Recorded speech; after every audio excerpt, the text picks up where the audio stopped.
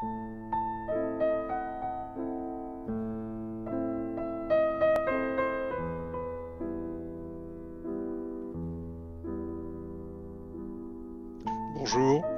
je m'appelle Pierre Lamellati. Je m'intéresse beaucoup à l'histoire de l'art et j'aime bien me promener dans Paris, notamment dans ses jardins.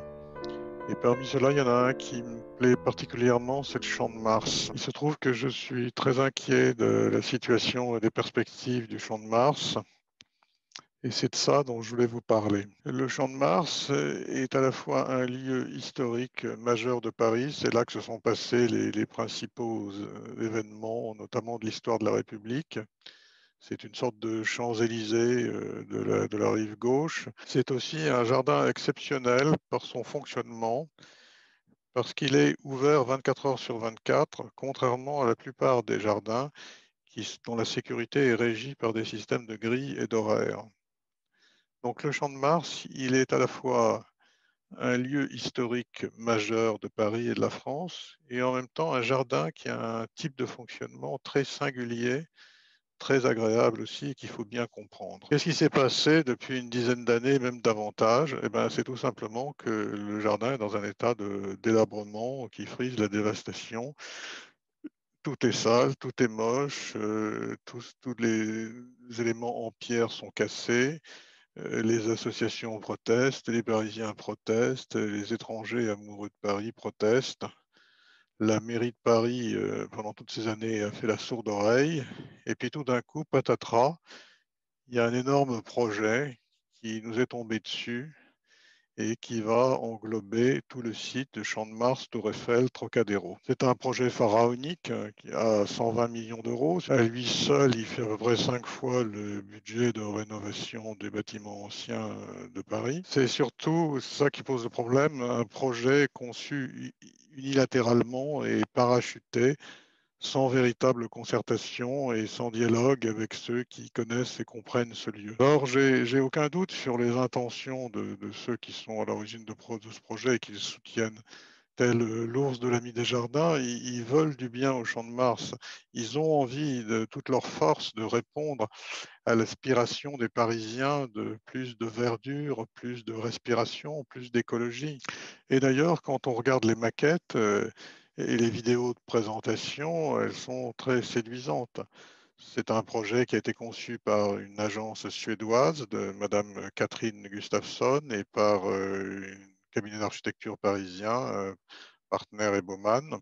Sur ces documents de présentation, c'est merveilleux, le ciel est bleu, la tour Montparnasse a disparu, il y a des joueurs de saxophone, en veux-tu, en voilà, les poussettes sont poussées à égalité par des hommes et par des femmes. Évidemment, il ne faut pas céder à l'euphorie des maquettes, il faut garder la tête froide et analyser les choses en essayant d'anticiper ce qui va se passer dans quelques années. Et malheureusement, il faut bien constater que ce projet, aussi bien intentionné soit-il, est probablement contre-productif. C'est-à-dire que sur tous les éléments importants pour les promeneurs, tout particulièrement, eh bien, ça se traduit par une régression. Je donne quelques exemples. Par exemple, les surfaces vertes, les espaces verts ouverts au public sont en régression, et en régression importante, puisque c'est de l'ordre de moins 25%. C'est considérable et absolument incompréhensible.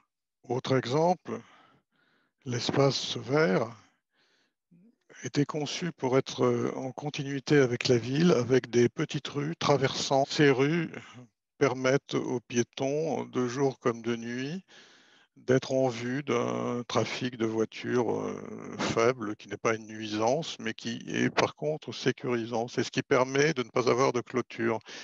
Les architectes n'ont pas du tout compris ça et se proposent de tout clore.